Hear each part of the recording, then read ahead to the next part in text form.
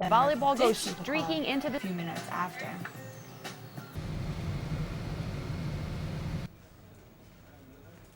As Fernie led two Plattsburgh players to the ground and called us against them, but they didn't agree with it. She said they're shouting in the spot.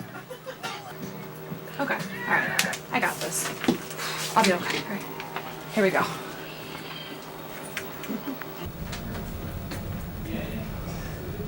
Where is everybody?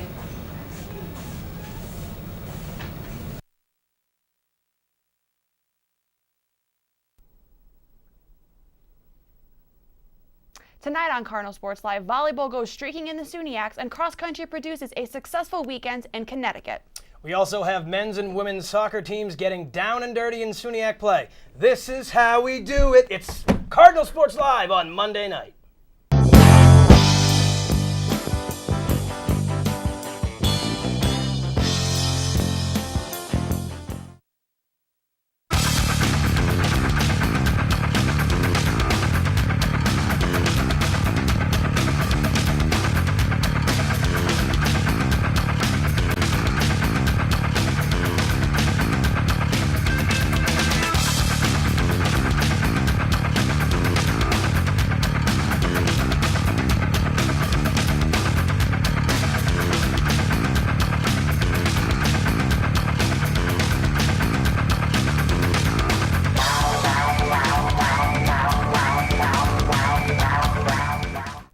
Welcome to Cardinal Sports Live, brought to you by Play It Again Sports. As always, I'm Colleen Brandt. And I'm not Montel Jordan. I'm Derek Palaki. Thanks for joining us tonight.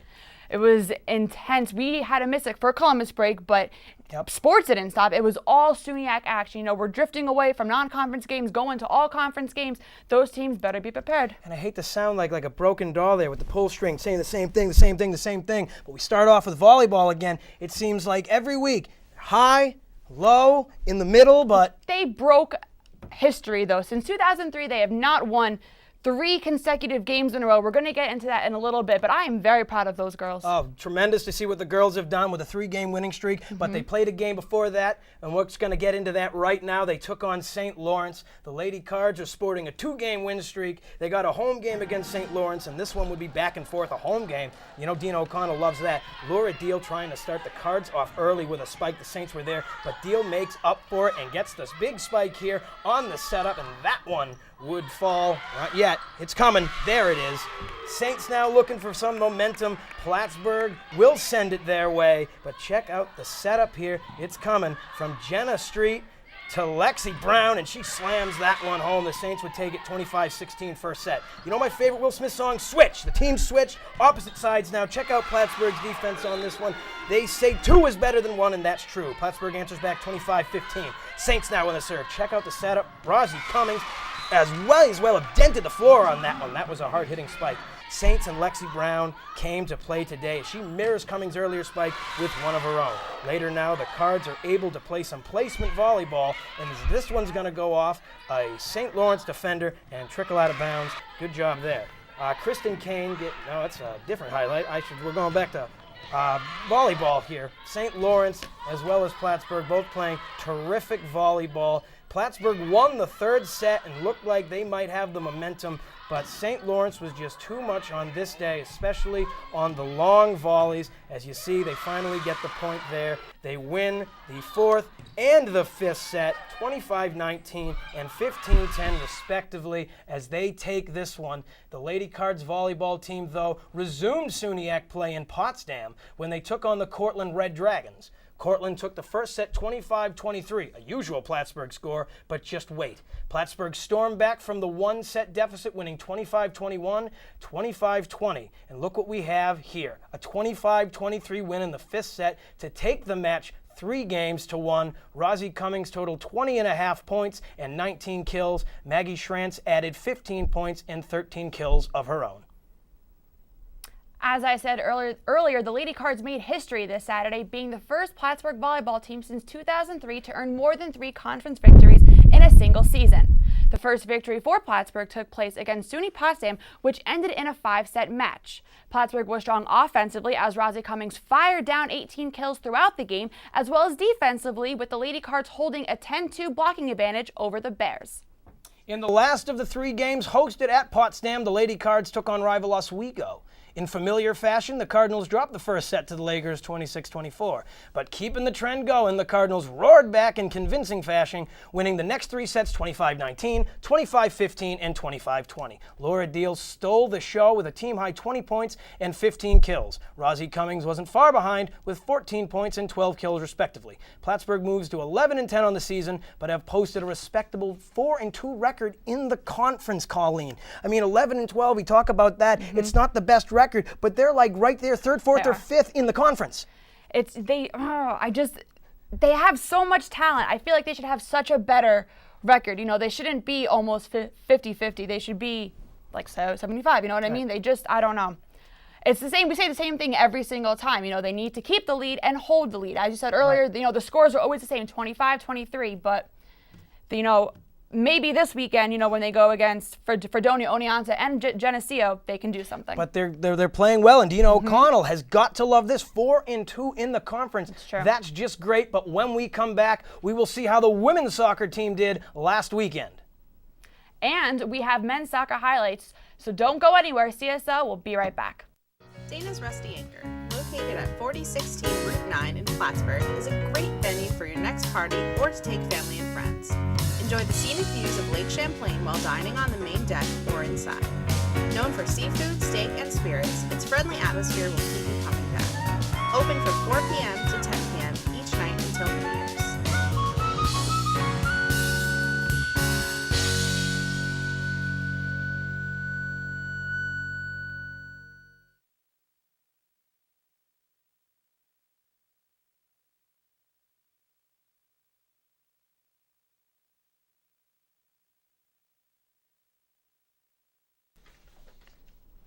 Welcome back to CSL. Ooh, I'm more eager than We're than so you are. eager on this one, but I'm going to let you have it. More action talking about this. We're going to transfer from women's volleyball to women's soccer. So let's get right into it. The women's soccer team faced the long rivals SUNY Oneonta on Friday.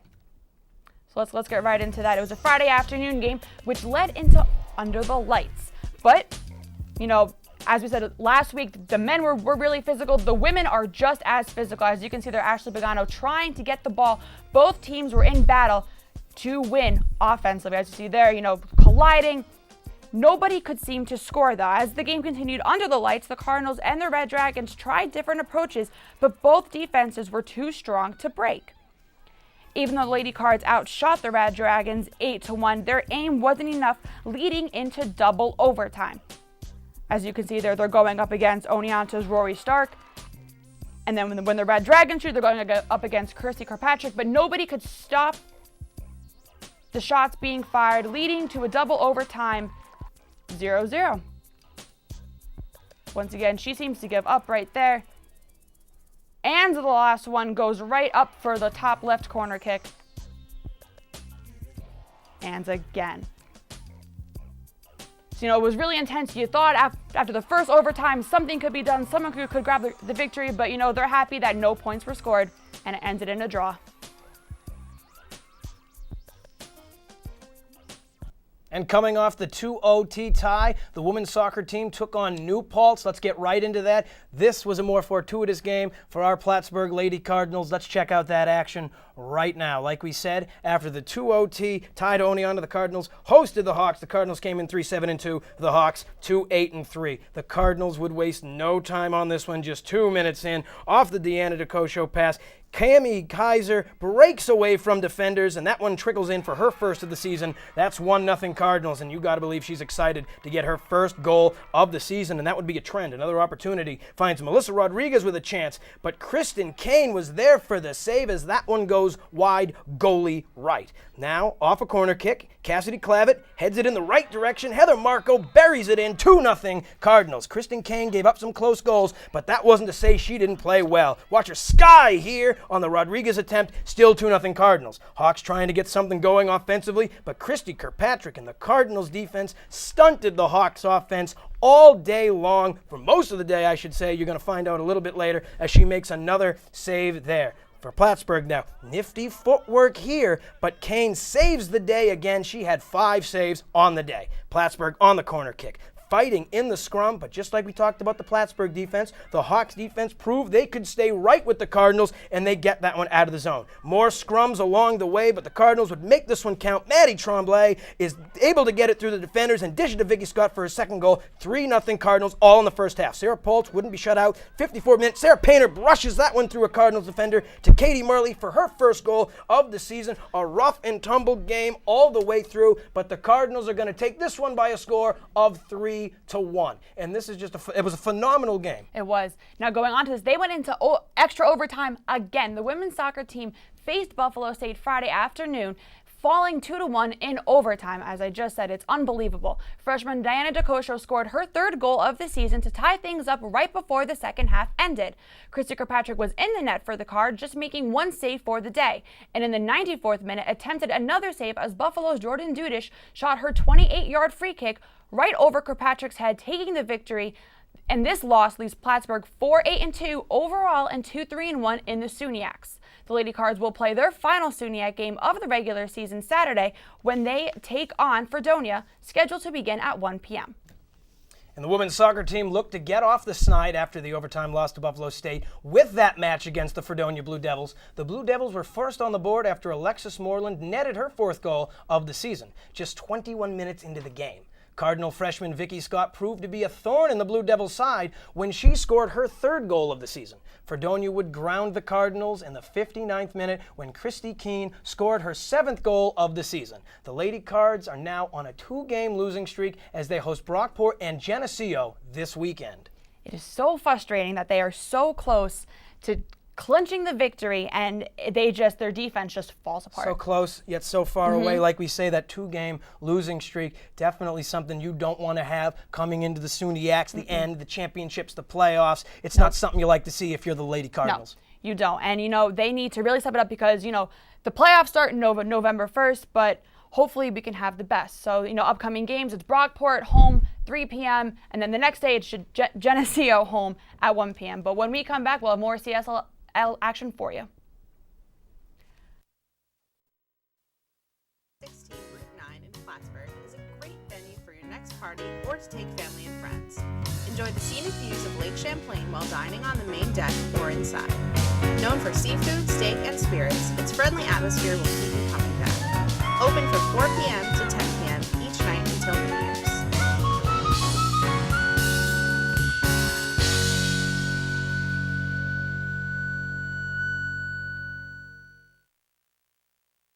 So you guys are new at PSTV, right? Yeah. You guys have any questions? What do you do in PSTV?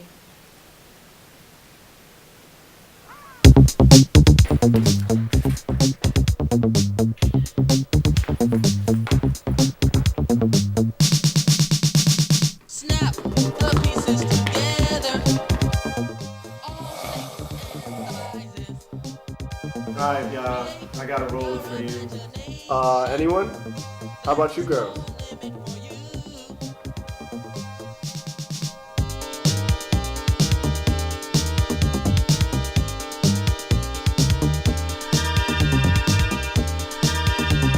I'm Anthony Powers, and let's get cooking.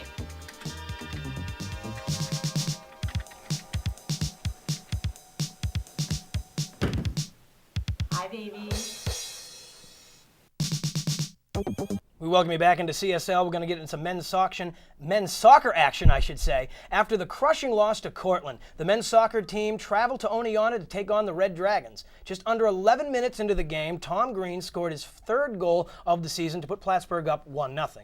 It would take the Red Dragons until the 77th minute of the second period for Dylan Williams to head in a Jake Sutherland pass to knot it up at 1 apiece. This game took not 1, but 2 overtimes before the dust would settle. Off a restart, Zaljanin headed one in off the restart to give the Red Dragons a 2-1 victory. And the men's soccer team battled against SUNY Oneonta in another overtime that lasted into the last 3 seconds. The Cardinals couldn't stop the Red Dragons, who scored, taking the victory 2-1. Tom Green provided an offensive spark for the Cardinals, scoring his third goal of the season, putting the Cards up 1-0 early on. Plattsburgh's defense held Oneonta until the 78th minute when Oneonta's Dylan Williams scored on a header to tie the game. And from there, the Plattsburgh's defense couldn't match, as another header was scored, leaving the Cards just 8-3-1 overall and 2-2 in conference play.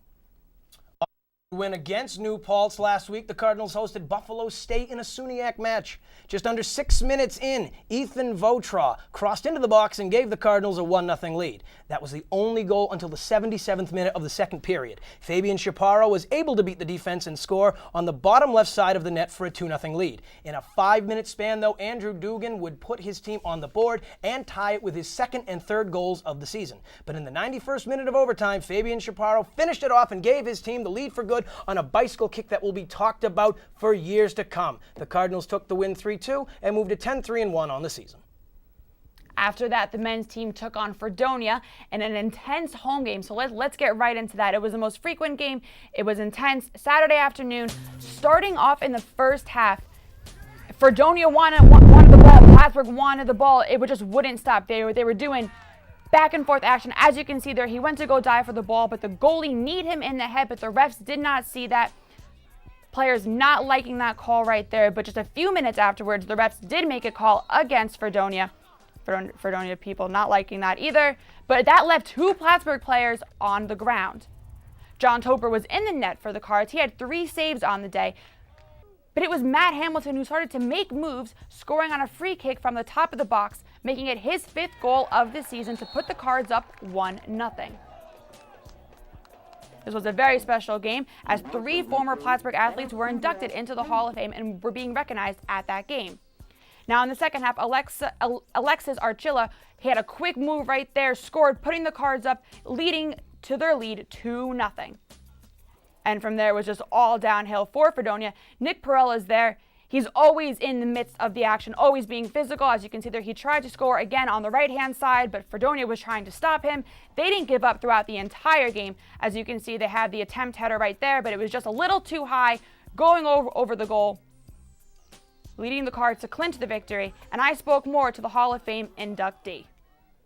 I'm here now with Jim Canuto, who was in the class of 1996. He was a former men's soccer player and was inducted last night into the Hall of Fame. Jim, how are you? I'm doing well, thank you. Now, you were honored just now during halftime. You were inducted last night. Can you just go over what this weekend has been like so far for you? It's been a culmination of my short but very interesting and profound career here at Plattsburgh State. Got the chance to play soccer for 2 years and just had an incredible success in such a small amount of time. Speaking of small amount of time, you played for just 2 seasons, and during halftime we heard that you've accomplished so much. You were Player of the Year in '94. You were the first ever in the Intercollegiate Soccer Association of America. So how does that feel like? What did you do that was different to just accomplish all that in just 2 seasons? I just focused and didn't really aim and set out to do anything extraordinary. I just gave it the best effort that I could, prepared for every game, went to practices, did all the right things, got a good night's rest, and did what Coach said. I just listened to what Coach said to do.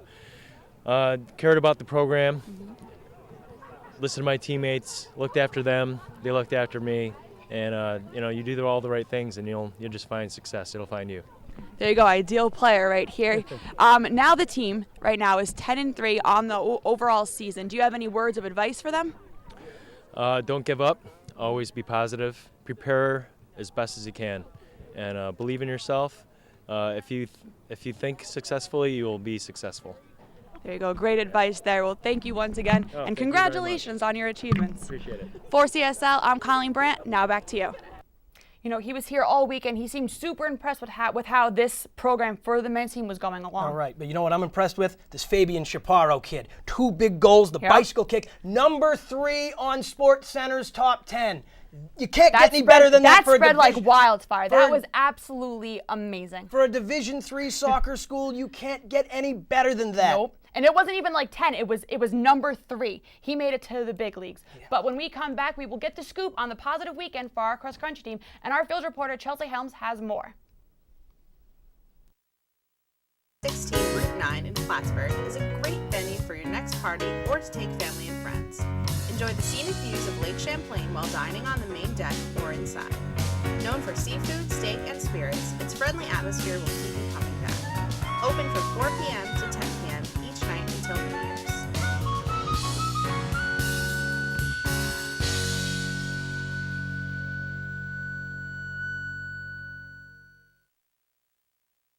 So you guys are new at PSTV, right? Yeah. You guys have any questions? What do you do in PSTV?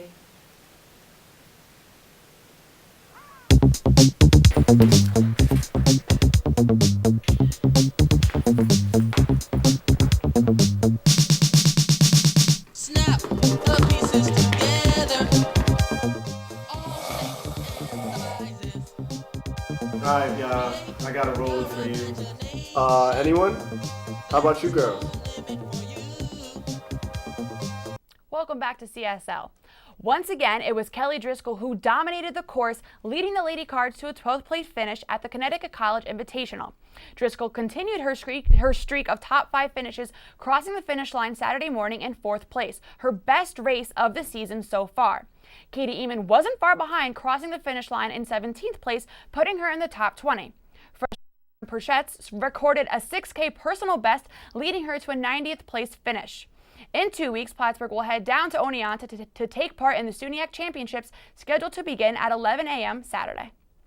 The men's cross-country team traveled over to neighboring state Connecticut for the final pre-SUNYAC race at Connecticut College before the SUNYAC Championships. The Cardinals would finish 18th among the 21-team field. Freshman Ethan Vincent continued his year as the #1 Cardinal runner, placing 50th. Vincent also broke a personal record by shaving 40 seconds off his own personal 8K time. Sophomore Zach Rose finished 89th and set his own personal 8K time as well. On November 2nd, Cardinals will head to Oneonta for the SUNYAC Championships. I'm very nervous for the women's cross-country team. No offense to them, but Right. you know, we're talking about the men's. They have all young power. They have Ethan Vincent, who's only a freshman. They have a couple sophomores who are just almost as good as Ethan. But when you come to the women's, it's Kelly Driscoll, Right. it's Katie Eamon. Right. Both are going to graduate. So what are they going to do? Well, it looks like the women have a better chance of placing higher solely for them. Kelly Driscoll, definitely a great runner. Ethan Vincent, he's always the first Plattsburgh Cardinal to finish, but he's usually finishing anywhere between 50th and 80th place. So it's great for the team, and it's great to see that this kid is running his little heart out, but it's not doing so much for the team as a whole when they're finishing 18th out of 21st and 17th out of 20th and 18th out of 20th and whatnot. But if it wasn't for him, they wouldn't be named. But you know what? We'll have more next week when CSL returns. Fort, good night. No, we're not going anywhere just yet. You hold on now. We've got a great little thing Chelsea Helms did with St. Baldrick's. Let's take a look at that. Easy now. I know, I'm sorry. Easy. Let's take a look at that. Hello, I'm Chelsea Helms reporting for Cardinal Sports Live, and today I'm at Olive Ridley's with lacrosse assistant coach Joe May. Now, Joe, why don't you tell me a little bit about why you and the lacrosse boys are here today? Okay, so this is the 5th year that we're doing our St. Baldrick's charity event here at Olive Ridley's. It's a charity event that raises money and awareness for childhood cancer research. And so this year, one of the main things about the St. Baldrick's event is that everybody shaves their head. And so this year we've raised over $7,000 for childhood cancer research. And cumulatively over the 5 years, we've raised over $30,000 for a great cause, something that we really believe in. And I'm the assistant coach, and the head coach he started this after his dad was diagnosed with cancer, and when he was really bumming about his cancer, they took him down to the children's ward at the hospital, and the doctor showed him the children who were battling cancer. And his dad was so inspired by that he battled through and he survived the cancer and beat the cancer. And that's amazing. And Ryan, the head coach, he was so inspired by that he wanted to bring this charity event up here, and it's a really good cause. This charity is like 100% based on volunteers. So all the money that's raised goes directly to the charity, to research.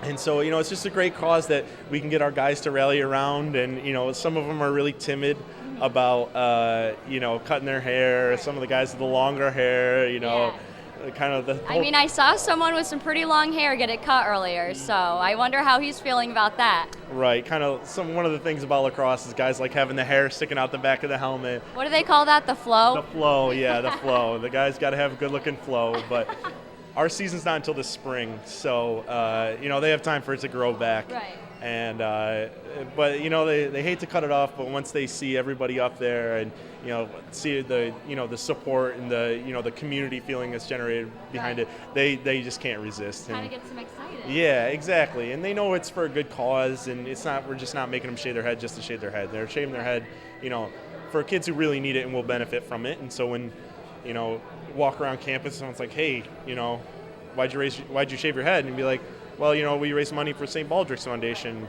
And even if that person doesn't end up donating money, they're aware. They become aware of what it is, and that could lead to them donating money in the future and just knowing about the event. Yeah. I'm here with 2 lacrosse players who just recently had their heads shaved. Now, what are your names? James Reed. And you are? Alex Carnickside.